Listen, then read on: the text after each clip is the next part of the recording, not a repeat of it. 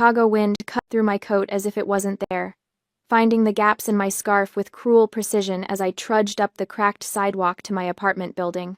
February had settled into the city with its usual gray malice, turning everything the color of old dishwater. My marketing specialist badge still hung around my neck, a laminated reminder that my 55th hour of work this week had finally ended. I should have been thinking about the presentation I'd nailed or the client email that praised my campaign strategy. Instead, all I could think about was collapsing on my second-hand couch and pretending the world didn't exist for a few precious hours. The security door of the complex clicked shut firmly behind a delivery driver who was just leaving. I reached for my fob, noting the handwritten sign taped to the glass. Security cameras under maintenance. Typical for the West Side.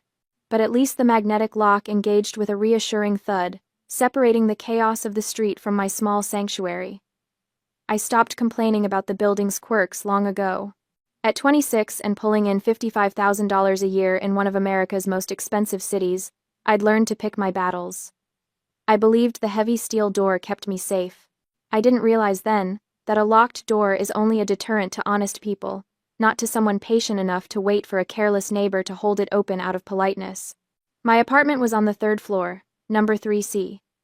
The hallway always smelled like Mrs. Higgins's cooking from 3A, a mix of garlic and something vaguely floral that I'd never been able to identify.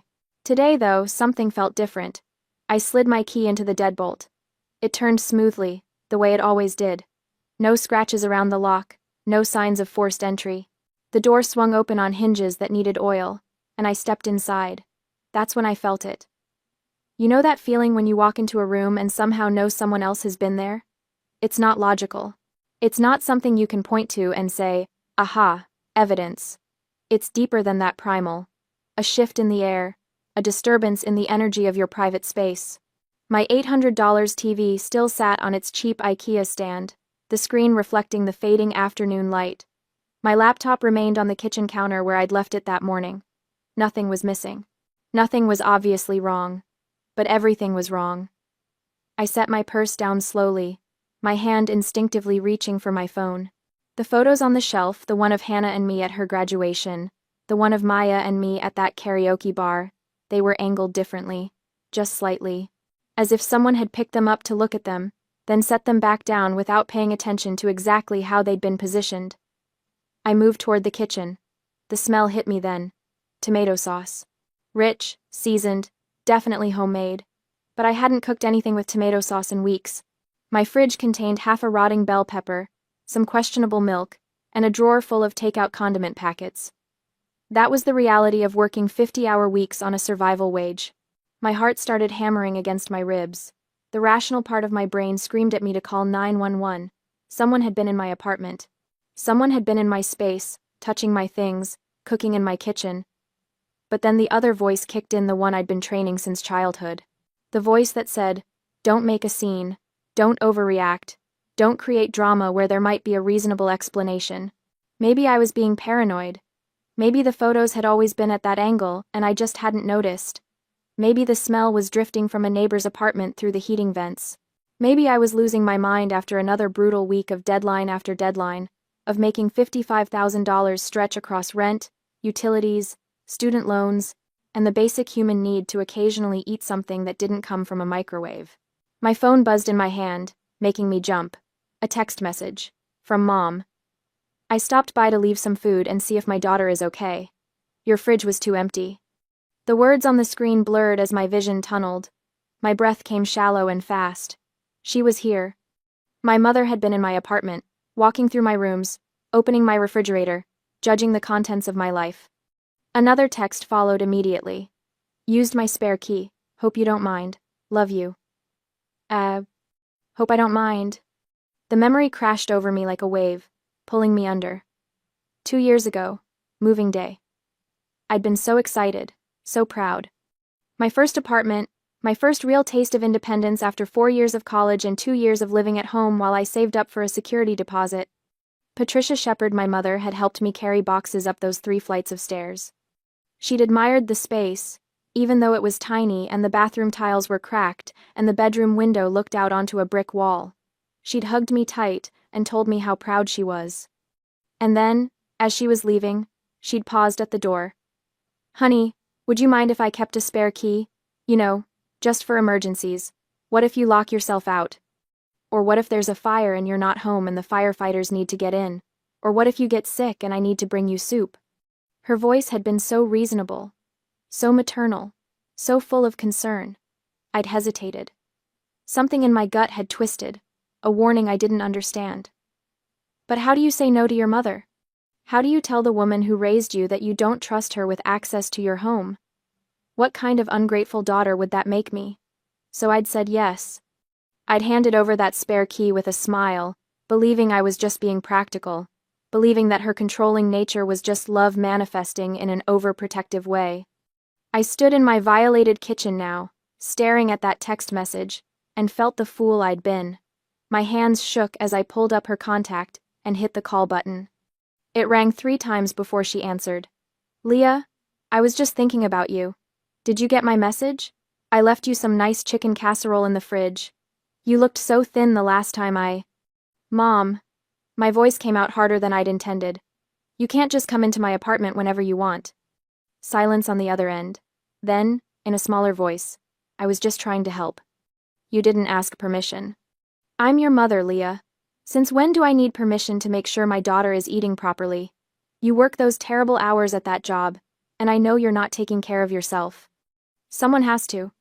I'm 26 years old. I can take care of myself. Can you? Her voice shifted, taking on an edge. Because your fridge told a different story. Half-empty shelves, expired milk. Stop. The word came out sharp enough to cut. You went through my refrigerator? I was putting the casserole away.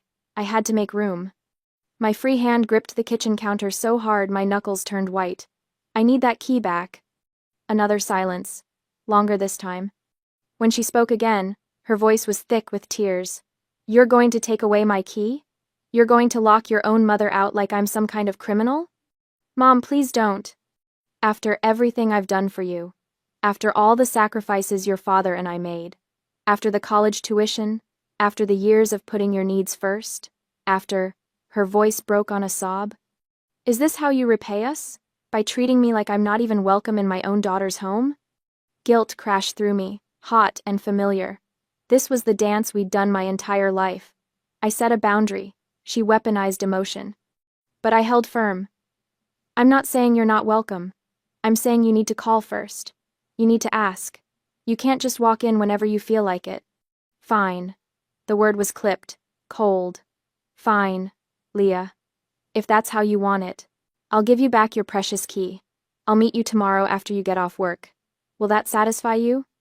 Yes, thank you. She hung up without saying goodbye. I stood there in my kitchen, in the apartment that no longer felt like mine, and wondered if I'd just won or lost. The casserole sat in my fridge, still warm. I couldn't bring myself to eat it. The next evening, Patricia met me in the building lobby. She was dressed immaculately, as always pressed slacks, a cashmere sweater, a pearls at her throat. Her eyes were red-rimmed, and she made sure I noticed. Here. She pressed the key into my palm, her hand lingering over mine. I hope you know how much this hurts me. I'm sorry you're hurt, but I need this boundary. Boundaries. She said the word like it tasted bitter. That's what your generation calls basic ingratitude, I suppose. She turned and walked away before I could respond, her heels clicking against the lobby tile with sharp, angry precision. I held the cold metal in my hand and felt a small surge of victory. I'd done it. I'd taken back control. I had no idea it was just the opening shot. 3 days of relative quiet passed, lulling me into a false sense of security. I'd started to relax, to believe that maybe Patricia would actually respect the boundary I'd set. I should have known better. It was Friday evening when the paranoia crept back in. I was organizing my desk drawer, procrastinating on the market analysis I'd brought home when I decided to put the returned key back onto my spare ring. I pulled out the key Patricia had handed me in the lobby and compared it to my own original key. My stomach dropped. The key she had returned was shiny brass, the edges sharp and clean. My original key, the one I had given her 2 years ago, was worn, the metal dull from use. I grabbed the spare I kept in the junk drawer for emergencies and laid all 3 on the desk. Original, emergency spare. And the returned key. The math didn't work. The key she gave me wasn't the one I gave her. It was a brand new copy. My hands started shaking as the reality crystallized. She hadn't just made a copy recently. She must have kept the original I gave her 2 years ago and gone to a hardware store to cut a duplicate to hand back to me. It was a performance. A calculated move to make me think I had won while she maintained her access. She still had a key to my apartment. I felt sick. The violation was so much deeper than I'd realized. She'd planned this. She'd intentionally deceived me, knowing that I would trust her word. I grabbed my phone and called the first locksmith I could find on Google. 24-hour service, thankfully. The technician arrived 90 minutes later, a tired-looking man in his 50s who'd clearly been called away from his dinner. "Someone you know have a key?" he asked as he worked on the deadbolt. "My mother." He didn't even look up. "Yeah, that's about 70% of my emergency calls. Parents, ex-partners, former roommates. People think a key is love. It's not. It's just a piece of metal." The wisdom of a locksmith at 9 p.m. on a Friday night. I would have laughed if I weren't so angry. The invoice came to $250. New deadbolt, new doorknob lock, 2 new keys for me. I stared at the number and felt my chest tighten. That was my weekend plans, gone. That was groceries for 2 weeks. That was the small buffer between me and my credit card.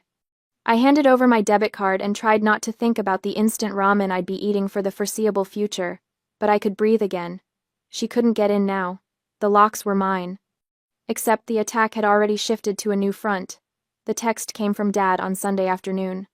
Robert Shepard rarely texted. He preferred to deliver his judgments in person, or via phone call where he could hear you squirm. The fact that he'd resorted to text meant this was calculated. "I spent over $40,000 on your college tuition, not for you to treat your parents like strangers. Don't let the money I worked hard for raise an ungrateful child." I read it 3 times, each pass making my blood pressure spike higher. And $40,000. He'd managed to reduce our entire relationship to a transaction.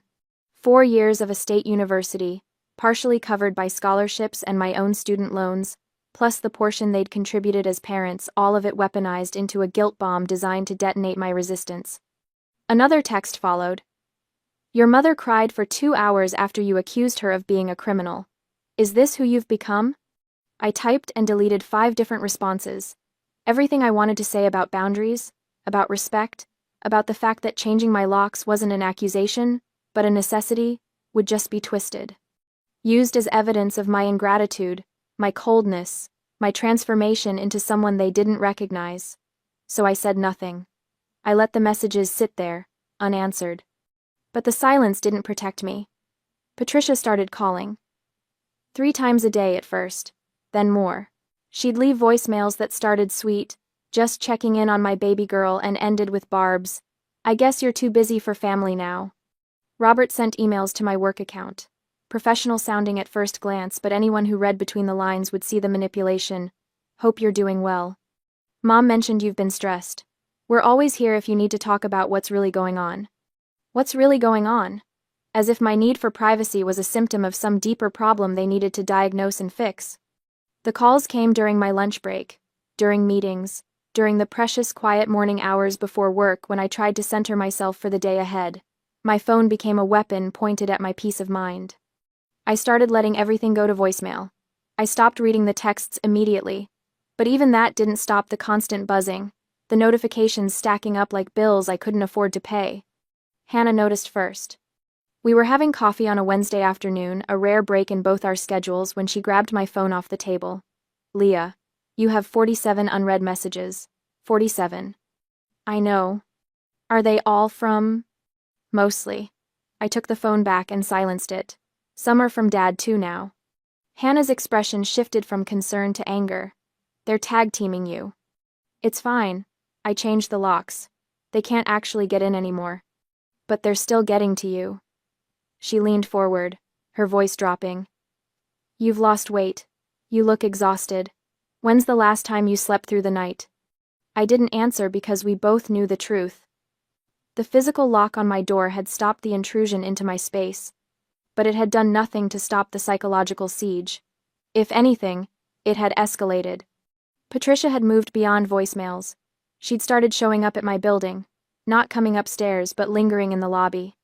The first time I saw her there, my heart nearly stopped. She was sitting on the old couch near the mailboxes, looking small and sad and perfectly positioned to intercept me. "I was in the neighborhood," she'd said, as if the West Side was anywhere near her pristine suburban home 40 minutes away. "I thought maybe we could talk. Really talk, without all this anger between us." I'd kept walking, my heart pounding, my hands shaking. "I have plans, Mom." "Plans?" She'd said it like I'd announced I was joining a cult. "You always have plans now. Plans that don't include your family." I didn't stop. I couldn't. If I stopped, if I engaged, she'd pull me back under. That was a week ago. She'd been back twice since then, always just in the neighborhood, always with that wounded expression that made me feel like a monster for wanting space. The harassment via phone continued. The moral pressure mounted. My inbox became a minefield of subject lines like, "We need to talk about your behavior," and "Worried about you," and the particularly devastating, "Where did we go wrong?" I realized, sitting alone in my apartment on a Sunday night with my phone buzzing for the 15th time that day, that I'd been fighting the wrong battle. A physical lock only blocks a door. It doesn't stop the manipulation, the guilt, the constant erosion of your boundaries through sheer persistent pressure. They were teaching me a lesson. You can change the locks, but you can't change the fact that we own you. We paid for your education. We raised you. We have rights to you that no deadbolt can revoke. I looked around my apartment, my safe space that no longer felt safe, and knew something had to give. I couldn't live like this, not for another week, another month, another year of my life. The cost of the new locks had been $250, but the cost of my peace of mind, my sanity, my ability to function as an independent adult, that price was climbing higher every single day. My phone buzzed again. Another text from Patricia. "I made your favorite meatloaf tonight. Remember how you used to help me make it when you were little? I miss those days. I miss my daughter." I stared at those words, "I miss my daughter," and felt something harden inside me. She didn't miss me. She missed the version of me that never said no, never questioned, never demanded to be treated like an adult with rights to privacy and boundaries. That version of me was gone. And I was starting to realize that no amount of explaining, no amount of reasonable conversation, no amount of hoping they'd understand, was going to make them accept that. The lock on my door was just the beginning. I'd stopped them from physically entering my space, but they were still camped out in my head, in my phone, in my emotional landscape. I needed a bigger weapon. I just didn't know yet what that weapon would be. The fragile silence lasted exactly 2 weeks. That's how long it took for my mother to test me again. I should have known the peace wouldn't last. And what I didn't anticipate was that Patricia Shepard doesn't accept shields. She dismantles them. It was a Tuesday afternoon when my phone rang with an unfamiliar number. I was at my desk, halfway through a presentation deck for a client meeting, when I saw the 312 area code flash across my screen. "This is Leah." I answered, professional and clipped. "Miss Shepard, this is Mark Ellison, building manager at Westside Towers." His voice was cold, stripped of any warmth or courtesy. My stomach dropped. "We've had an incident in the lobby involving a woman claiming to be your mother." The world tilted sideways. "What kind of incident?" I managed, though I already knew. Deep down, I'd always known it would come to this.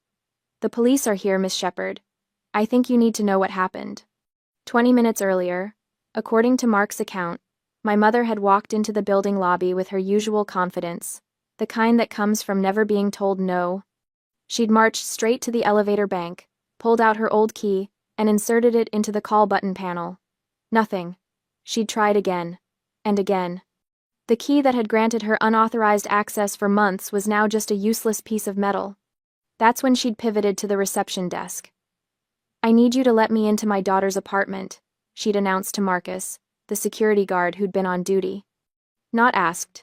Announced. Marcus, to his credit, had followed protocol. "Ma'am, I'll need to see your ID and confirm you're on the approved visitor list." "I don't need to be on a list. I'm her mother." The way Mark described it, her voice had already started rising, that sharp edge I knew so well creeping in. "She's sick. She needs me." "I'm sorry, ma'am, but your name isn't on the lease. and Miss Shepherd specifically requested that we not grant you access without her direct approval. And that's when Patricia Shepherd changed tactics. She didn't get violent, Leah. That would have been easier to handle. Mark's voice was tight over the phone. She stood right in the center of the lobby, tears streaming down her face, and started grabbing the sleeves of residents trying to pass by. She told them, "You were being held against your will." She told them you were suffering from a breakdown and we were stopping a mother from saving her child. I squeezed my eyes shut, a wave of nausea rolling over me. It was so perfectly calculated. When Marcus asked her to step back, Mark continued. She sat down. Right there on the marble floor in front of the elevators, she screamed, "I'm not going anywhere. Call the police. Let them see how you treat a worried mother." She had caused a scene, clogging the entryway, creating a spectacle that had residents pulling out their phones to record.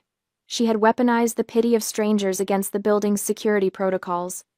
The police had to intervene not because she was violent, but because she refused to comply with a criminal trespass order and was causing a civil disturbance. Mark finished. She forced our hand. By the time the officers arrived, my mother had fully committed to the role of the victim.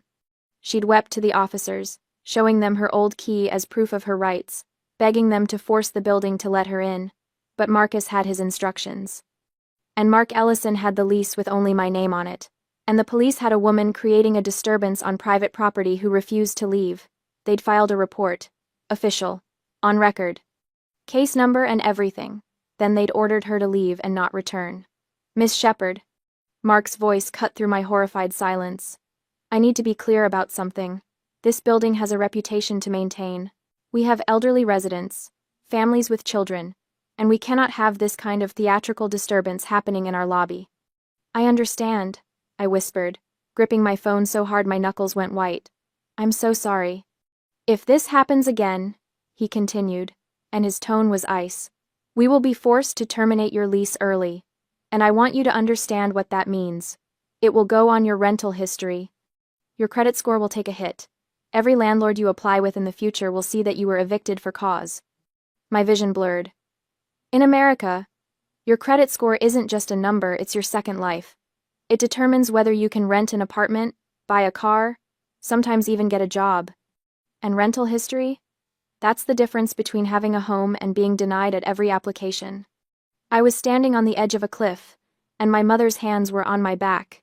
"It won't happen again," I said, and I meant it with every cell in my body. "I promise you, Mr. Ellison, it won't." "See that it doesn't." He hung up. I sat there at my desk, surrounded by the mundane trappings of corporate life, coffee cups and spreadsheets and motivational posters, and felt something crack open inside my chest. That evening, I called Hannah and Maya. We met at Maya's apartment, a cozy studio that smelled like vanilla candles and safety. I told them everything. The lobby, the police, the threat to my lease. The way my mother had weaponized her own performance to try to force her way back into my life. "She's going to ruin me," I said, and my voice broke. "She's going to destroy my credit, my rental history, everything I've worked for, and she doesn't even care. She'll burn my whole life down just to prove she can still control me." Hannah, who'd known my family since college, leaned forward and took my hands. Her eyes were fierce. "Leah, listen to me. They don't love you. They want to own you." "Hannah's right," Maya added softly. "Love doesn't look like this. Love doesn't sit on a lobby floor screaming lies to strangers. This is possession. This is control." "But she's my mother." "And you're a grown woman with rights," Hannah interrupted. "You've tried boundaries. You've tried talking. You've tried everything reasonable." She responded by forcing the police to get involved. "What else does she have to do before you accept that she's not going to stop?" I looked at my two best friends, the only family I'd chosen for myself, and felt something shift. It wasn't anger, exactly. It was clarity. "What do I do?" I asked. "You protect yourself," Maya said firmly. "You get a lawyer. You file a restraining order. You make it legal, official, and documented. You make it so that if she tries this again, there are consequences that actually matter." Hannah nodded. "You've been fighting with one hand tied behind your back because you still thought appealing to her better nature would work, but she doesn't have one. Not when it comes to you." They were right.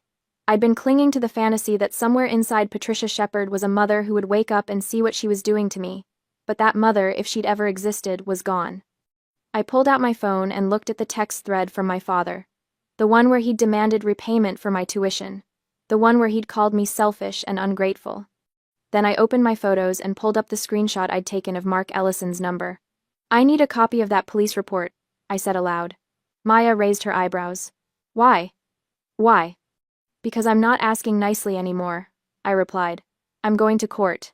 Radio silence is a weapon. And I wielded it like a blade. For 48 hours after the lobby incident, my phone became a battlefield I refused to enter. My mother's texts poured in, dozens of them, each one a carefully crafted missile designed to hit a different emotional target. "I can't believe you called the police on your own mother. We raised you better than this. Everyone is asking what we did wrong. Do you know how humiliating this is? Your father's blood pressure is through the roof. If something happens to him, it's on you."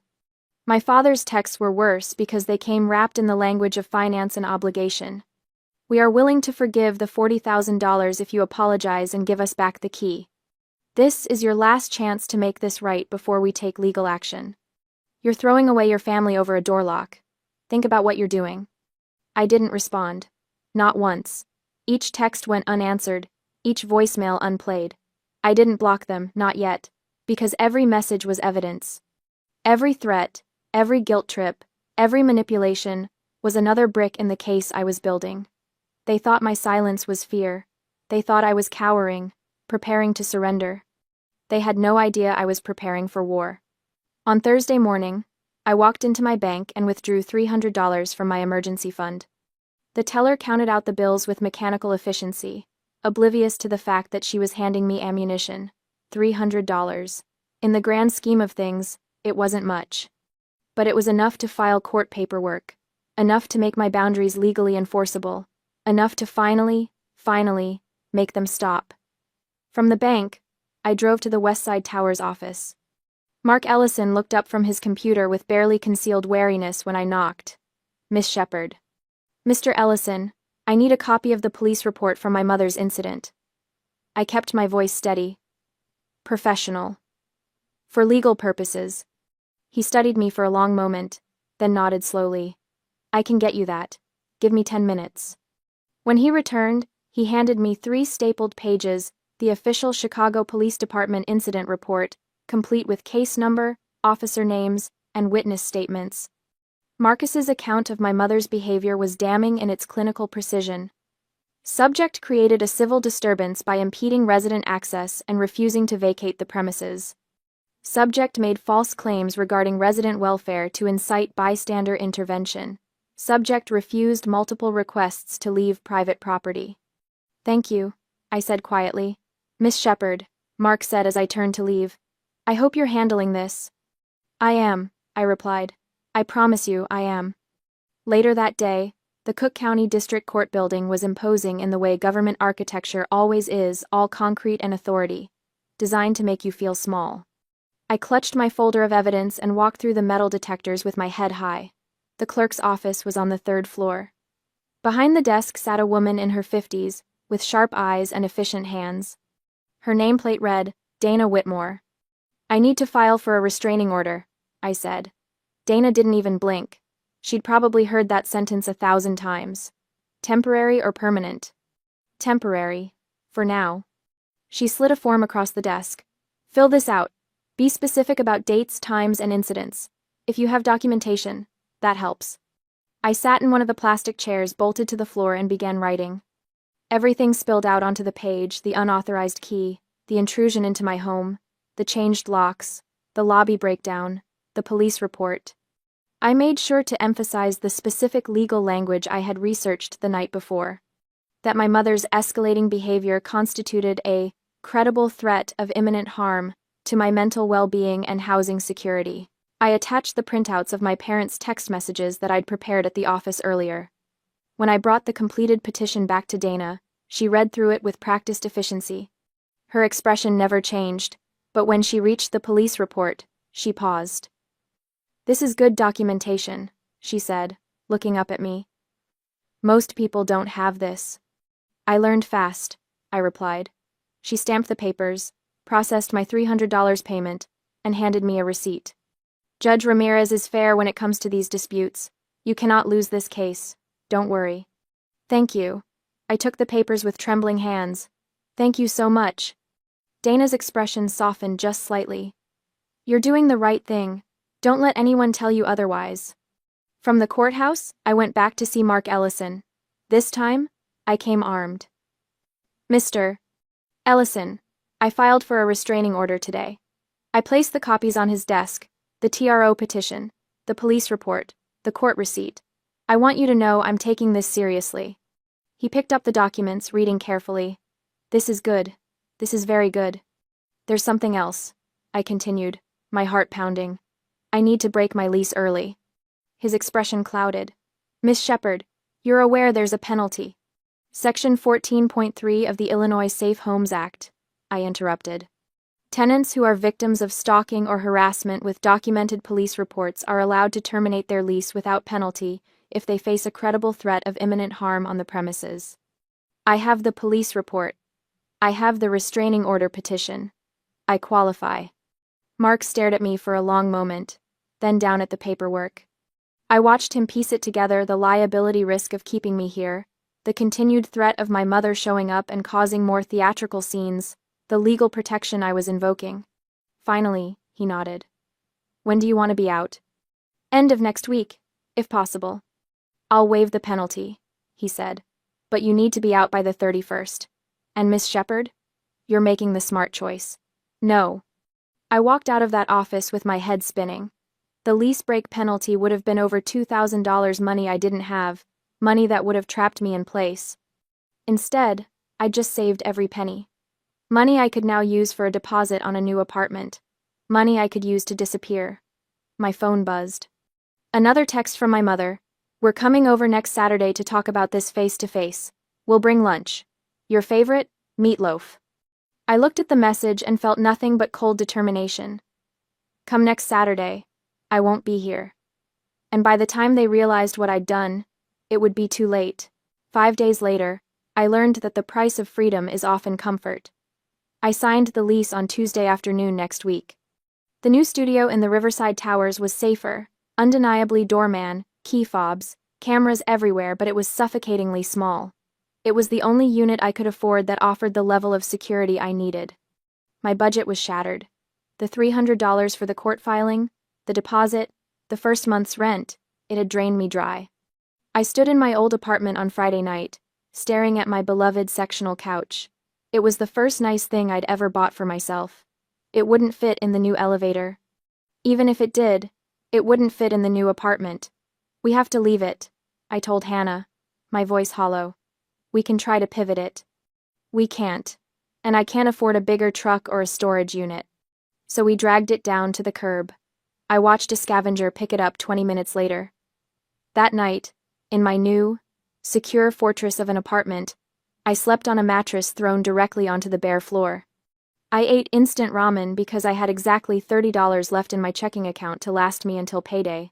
My back ached, my stomach growled, and the room was so small I could touch opposite walls if I stretched. But for the first time in 26 years, I slept without dreaming of someone breaking in. I slid the keys to the old place into the after-hours drop box at the management office at 2 a.m. Mark Ellison would find them the next morning, along with my forwarding address form which listed Hannah's place as my mailing address, not my actual new location. Another layer of protection. Another wall between me and them. Done? Hannah asked as I climbed back into the van. Done, I confirmed. Maya started the engine. Then let's get you home. Patricia and Robert drove to my old apartment on Saturday afternoon.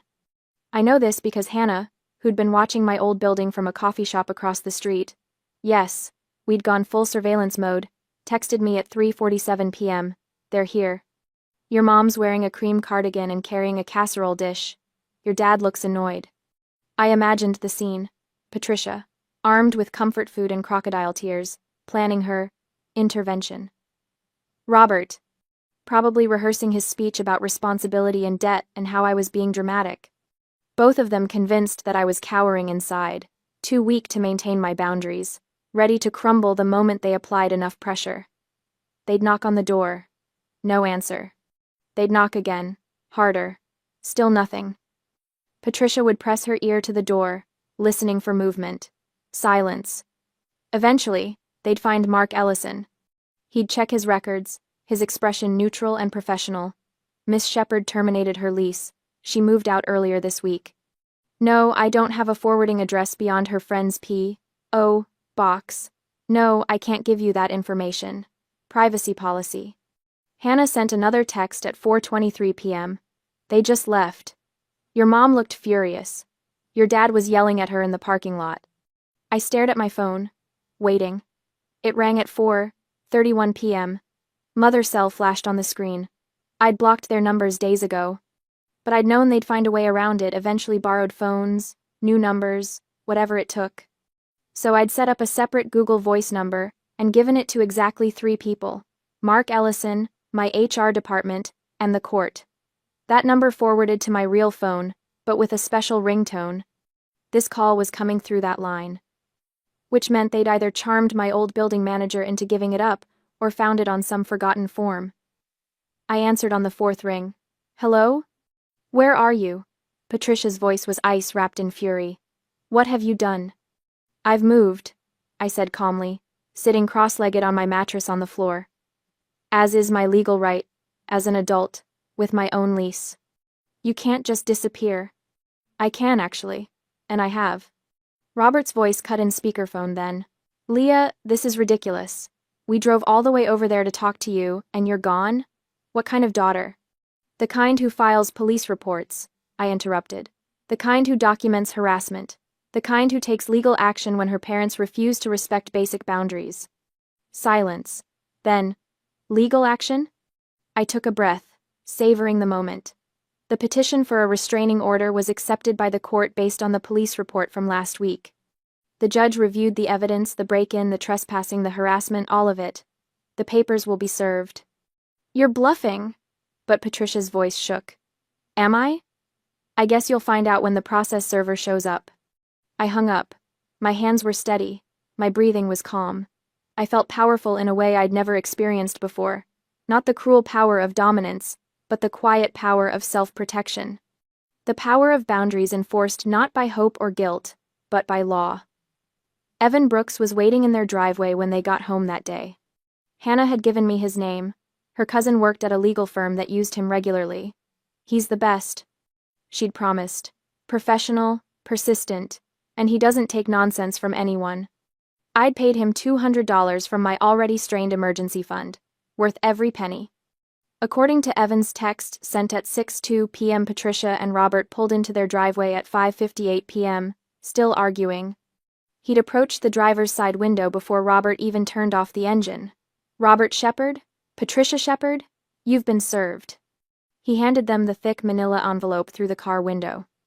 Inside, the temporary restraining order, the court date, the police report, copies of Patricia's texts, photos of my apartment after her intrusion, a detailed timeline of harassment. Everything documented, everything undeniable. Evan texted me a photo. My parents' faces visible through the windshield, pale and shocked, the envelope open in Robert's lap. Job done. They looked like they'd seen a ghost. Nice work, Miss Shepherd. I stared at that photo for a long time, my mother's mouth open in apparent protest. My father's hand frozen mid-gesture, a legal document he couldn't bully or guilt his way out of spread across his knees. They hadn't just lost control of me. They were facing consequences. Real ones. The kind that came with court dates and legal restrictions and public records. I saved the photo, then deleted it. I didn't need a trophy. I had something better. Freedom. By the time the seasons shifted 3 months later, the necessary coldness had set in, and my life had transformed completely. There were no tearful reconciliation coffees. No dramatic confrontations in parking lots. No surprise visits or ambush dinners. The temporary restraining order became a permanent one after a brief court hearing where Judge Ramirez reviewed the evidence, listened to Patricia's lawyer claim it was all a misunderstanding between family, and then stated flatly, weaponizing a building's security staff and creating a civil disturbance to gain access to an adult's home isn't a misunderstanding. It's harassment. Order granted for 1 year, renewable if violations occur. My life now existed behind a wall of professional security. The doorman at Riverside Towers, Marcus, a retired Marine with a warm smile and zero tolerance for nonsense, knew my face, knew my schedule, knew that absolutely no one came upstairs without my explicit approval. "Your parents?" he'd asked during my first week, after Patricia had somehow found my new building and tried to sweet-talk her way past the desk. "Especially not my parents," I'd confirmed. He'd nodded once. "Understood. Consider it handled." She'd tried twice more. Both times, Marcus had politely but firmly directed her to leave the property, or he'd call the police. Both times, she'd left. The third time he did call the police. She hadn't come back after that. My finances were still recovering. The move had drained my emergency fund despite the waived lease termination fee, security deposit, first month's rent, moving truck, Evans fee, and the painfully slow process of buying new furniture to replace what hadn't fit. My checking account looked anemic, my savings nearly depleted. I was still eating cheap meals, but they tasted better in a home that was truly mine. But I felt wealthy in ways that had nothing to do with bank balances. I felt wealthy when I came home to an apartment that hadn't been invaded. Wealthy when my phone rang and I didn't experience a spike of anxiety. Wealthy when I made plans without calculating whether they'd be interrupted by a surprise visit. Hannah and Maya had become my chosen family, the sisters I'd picked rather than inherited. We had dinner every Wednesday, a standing tradition, sacred and unbreakable. They'd been there for every moment of my escape, every small victory, every setback. "You seem different," Maya observed one evening, gesturing at me with her wine glass. "Lighter, somehow." "I am lighter," I agreed. "I'm not carrying their expectations anymore." Hannah raised her glass. "To boundaries. May they be high, strong, and equipped with security cameras." We drank to that. Work had become easier too. My boss had noticed the change in my demeanor during my annual review. "Your performance has improved significantly over the last quarter," she'd said, reviewing my metrics. "More focused, more confident in your presentations. Whatever you're doing, keep doing it." I'd smiled. Just some personal changes. Better work-life balance. What I didn't say: "It's amazing how much energy you have for your actual life when you're not constantly defending yourself from invasion." My marketing campaigns had gotten sharper, more creative. I'd pitched 3 new ideas in the last month alone, 2 had been approved for implementation. My salary was still $55,000, but I'd been told a raise was likely during the next review cycle. I was building something, not just recovering from something, but actively building a life that was mine, shaped by my choices, protected by boundaries I'd fought for. One evening in late May, I sat on my small balcony, barely large enough for a chair and a potted plant, but mine, watching the Chicago skyline turn gold in the sunset. My phone was on the table beside me, silent. I'd gotten used to the silence. It had been terrifying at first. The absence of constant contact, constant demands, constant crisis. Now it felt like peace. The phone buzzed. I glanced at the screen. Unknown number. I almost didn't open it. But something, curiosity, maybe, or just the confidence that came from knowing I was safe, made me tap the notification. The message appeared: "Mom cooked the meatloaf you like. Dad says he'll forgive the money issue if you come home for dinner. We miss you." I stared at the words, analyzing them like a marketing strategy, which in a way they were. Marketing designed to sell me on the idea that I was still the daughter they could control. The meatloaf. Emotional manipulation. The comfort food of my childhood, weaponized to trigger nostalgia and longing. Dad's forgiveness. Financial pressure.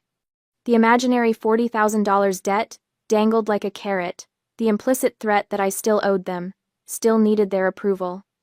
We miss you. The guilt trip. Not we love you or we were wrong, just the simple implication that my absence was causing them pain, and therefore I was responsible for fixing it. I'd read enough psychology articles over the last 3 months to recognize the pattern.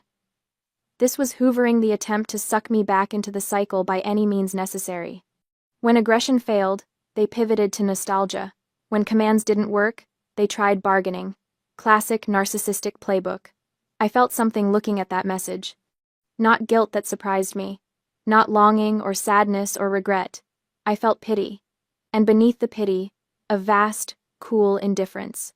Pity for 2 people so unable to accept reality that they were still trying the same tactics, still convinced that the right combination of emotional buttons would make me fold. Pity for the desperation behind a burner phone and a dinner invitation wrapped in manipulation and indifference, because their actions no longer held the power to hurt me.